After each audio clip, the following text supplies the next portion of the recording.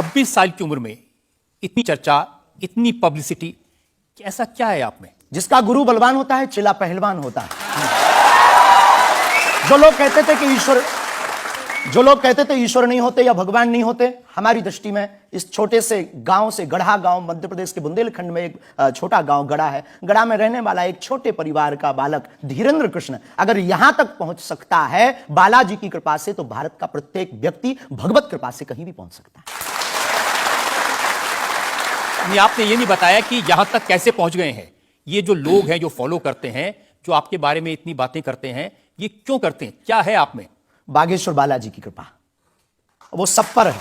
लेकिन आप अगर कहेंगे, क्योंकि आपसे जीतना तो बड़ा मुश्किल है, हम पहले आपको साफ कर दें कि चूंकि आपका नाम तो रजत शर्मा जी है, लेकिन हम आपको दयालु नाम से, क्योंकि हमारी भारतीय परंपरा में बड़ों का नाम नहीं लेते, तो हम आपको दयालु कहकर संबोधित करेंगे, अगर बुरा ना लगे तो। आप कुछ भी करिए।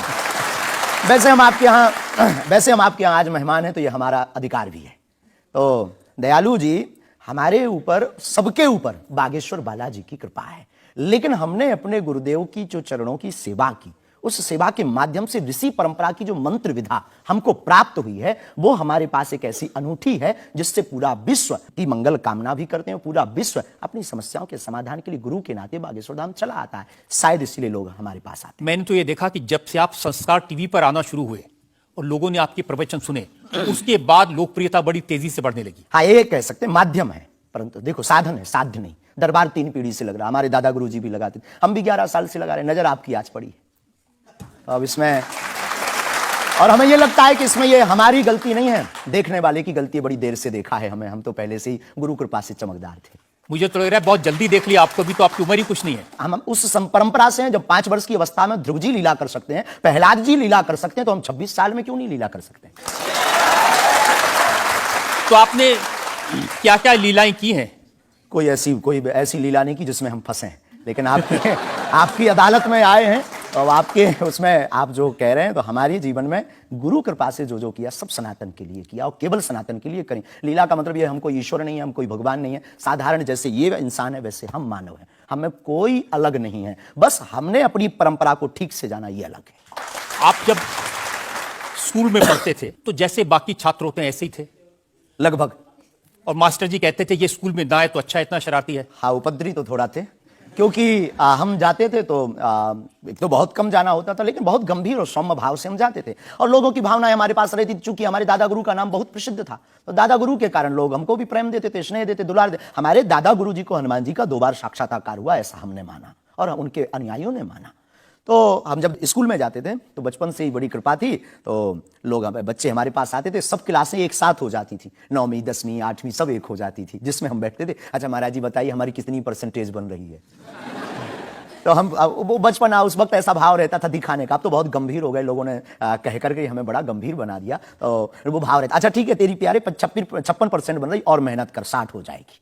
तो कौन, हनुमान जी बताते थे कितनी परसेंटेज? गुरु प्रेरणा हमसे कोई शक्ति बात नहीं करती है, कोई सामने नहीं हमारे पास बैठती है, हमें तो अनुभव होता है, प्रेरणा होती है। जो ऋषि परंपरा में प्रेरणा है, जो हमारे भारत में अनेकानेक महापुरुष, तो हमको प्रेरणा लगती है, ऐसा अनुभव होता है कि ऐसा होगा, जैसे हमें प्रेरणा लग जाती है कि ऐसा होगा, वो हम लिख देते हैं, और इष्ट कृपा से और अपने इष्ट के प्रति आस्था से वो बात सत्य निकलती है। हमारा जीवन भी बड़ा अभाव से गुजरा। एक छोटी झोपड़ी रहती थी, वो भी झोपड़ी, कच्ची झोपड़ी, उसमें पिताजी रहते थे, हमारी माँ, हमसे छोटी बहन और उससे छोटा भाई, 5 लोग उसमें रहते थे। उसी में भगवान को स्थान था। दादा गुरुजी निर्मोही अखाड़ा से साधु थे, तो उन्हें परिवार से ज्यादा मतलब नहीं था। तो बड़ा अभाव में गुजरा हमारा जीवन, बहुत विचित्र स्थितियों में गुजरा। लेकिन अभाव ने प्रभाव की महिमा बताई, और आज प्रभाव ने हमें अभाव की महिमा बताई। तो आप कह रहे हैं कि जब छात्र थे तो साधारण छात्र थे, जैसे बाकी बच्चे होते हैं, वैसे आज घर परिवार वैसा था जैसे बाकी लोगों का होता है? कोई नई बात नहीं, कोई ऐसा, हम कोई ईश्वर नहीं है, हम संसार से कोई अलग से ब्रह्मा जी की फैक्ट्री से सेट नहीं भरे। हम जैसे दुनिया है वैसे हम हैं। बस गुरु परंपरा और हनुमान जी की कृपा क्या होती है, शायद हनुमान जी ने और गुरु ने हमको चुना, ये ललकार कर बताने के लिए, हमें लगता है हमारा।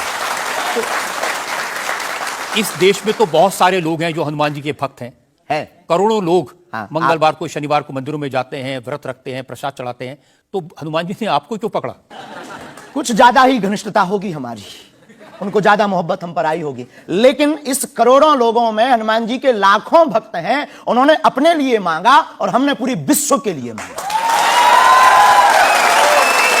इसीलिए हमें लगता है कि हम में और बाकियों में अंतर। देखिए आपने क्या मांगा, इसके कुछ वीडियोस मैंने देखे हैं। वाह।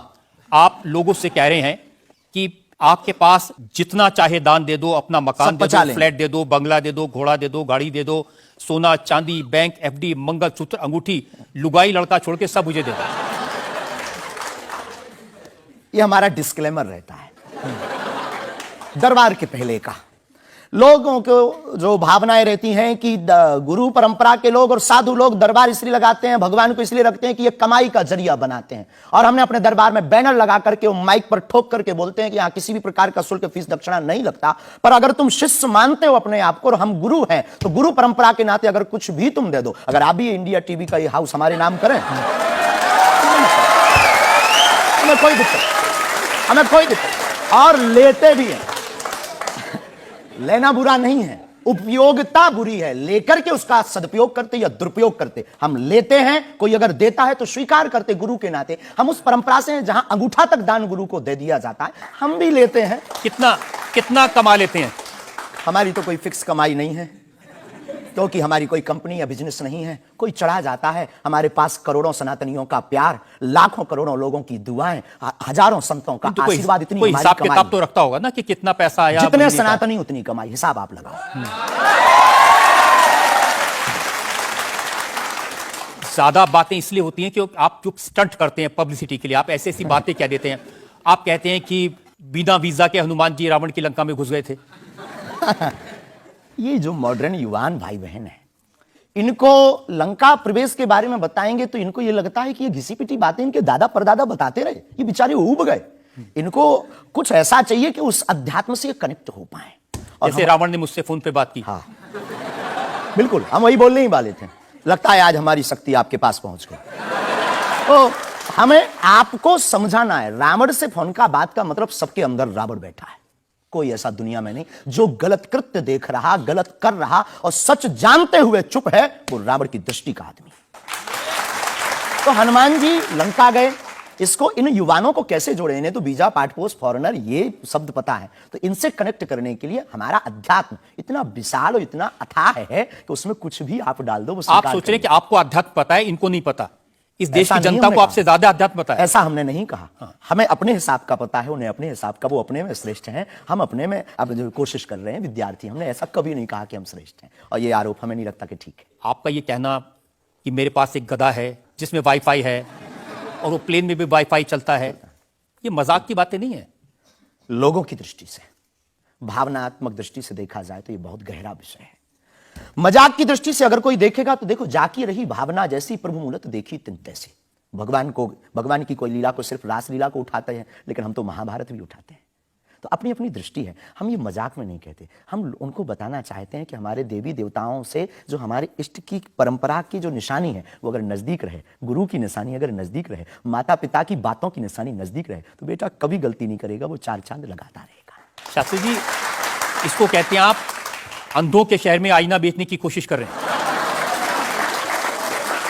ऐसा हमारा भाव नहीं है, अपितु हमारा भाव यह है कि उस केवल वाईफाई को हम बताते नहीं, उसकी महिमा भी बताते हैं, और दरबार में आने वाले लोगों को उसकी महिमा का अनुभव भी कराते हैं। तो फिर वो जो बात मजाक की है ना, वो फिर अध्यात्म, आस्था, ईश्वर से जुड़ करके नास्तिक भी आस्तिक बन जाता है। देखिए, आपको भोले भाले लोगों को बताना चाहिए कि भाई ये मैं मजाक में कह रहा हूं, विनोद हम कहते हैं, और ये मैं असल में बहुत बार बोलते हैं विनोद हम कर रहे हैं, हम बहुत बार बोलते हैं। अब कोई हमारे विनोद को सीरियस ले ले तो वो उसका निजी अनुभव है। तो अब मैं लोगों को बता दूं कि एक बार बगैर टिकट पकड़े गए थे आप रेलवे में।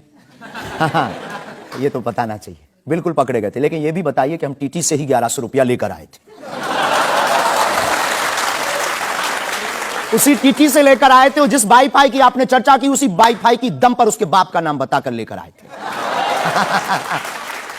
इसी तरह की बातें कह के ऐसे दिखाते हैं जैसे चमत्कार कर दिया, जैसे मेरे ऊपर हनुमान जी की बहुत कृपा हो गई, मैं भविष्यवक्ता हूं, और फिर जो भोले भाले लोग हैं वो प्रभावित हो जाते हैं। हमने कभी एक नहीं दावा किया कि हम चमत्कारी हैं। आज भी आपकी अदालत में हम कहते हैं कि हम कोई चमत्कारी नहीं है, हम कोई ईश्वर नहीं है, हम कोई महात्मा नहीं है।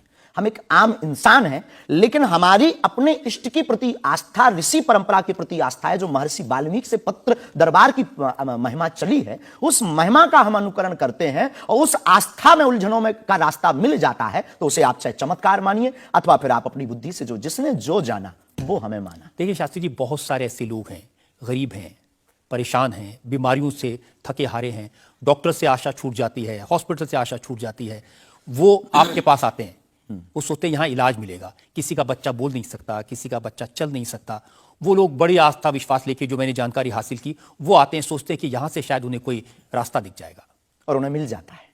जो आते हैं श्रद्धापूर्वक आते हैं। देखो, जिंदगी में अगर वो परेशान है और डॉक्टर से परेशान होकर के या कहीं से भी निराश होकर के आया और उसे कुछ मिले ना मिले, हम ये तो नहीं कहते, जिसकी जितनी निष्ठा उसको उतना हमारे बागेश्वर बालाजी के दरबार में मिलता है। और अगर नहीं मिलता, तो अगर उसे जीवन जीने की अगर डांडस और सात्तावना मिलती है, तो क्या ये भी कम है?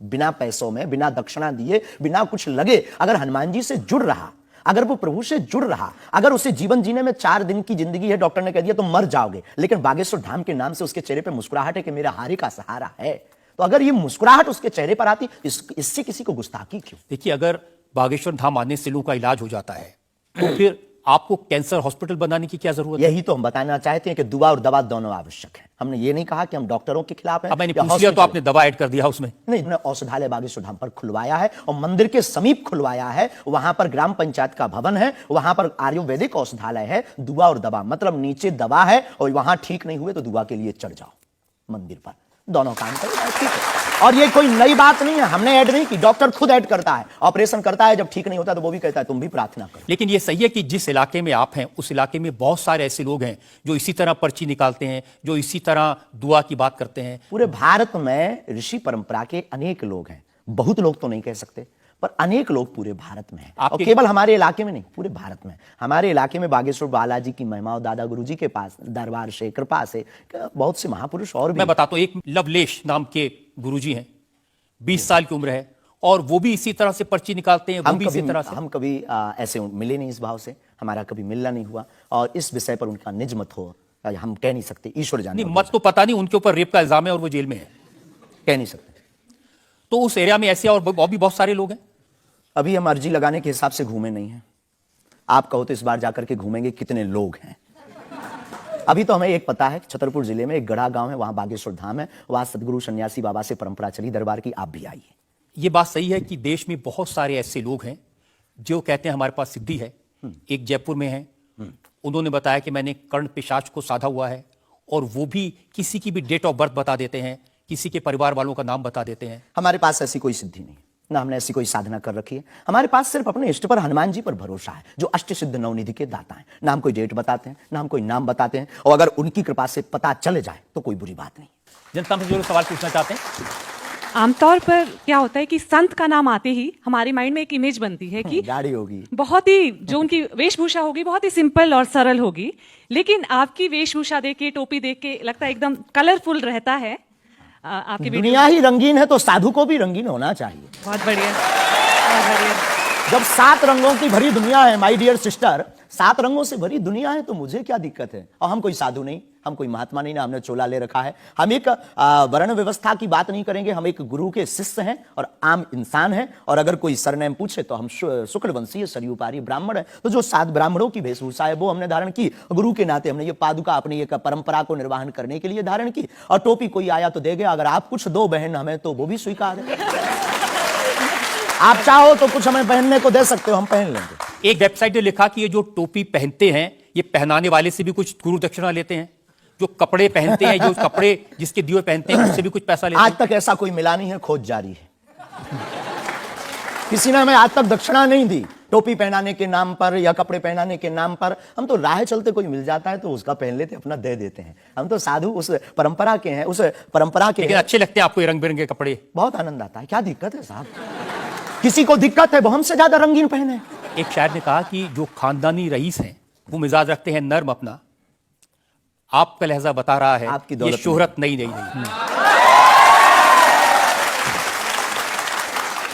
लोगों को लगता है, हमें लगता है कि हमारे जीवन में न हमें धन प्रिय है, न मान प्रिय है, न सम्मान प्रिय है, हमें हनुमान प्रिय है। और हमने जब से जन्म लिया तब से हम धनवान है, क्योंकि हमारे हनुमान है। और दुनिया का प्रत्येक हनुमान भक्त धनवान है जिसके जीवन में हनुमान है। अब वो निर्धन है इस दुनिया में जिसके जीवन में भगवान नहीं, वो निर्धन है। और अगर बाप हनुमान हो और धनवान हनुमान हो और उनका भक्त अगर रंगीन ना हो, पीला लाल ना हो, जब हनुमान जी लाल देह लाली से हो सकता तो लाल पगड़ी क्यों नहीं हो सकती?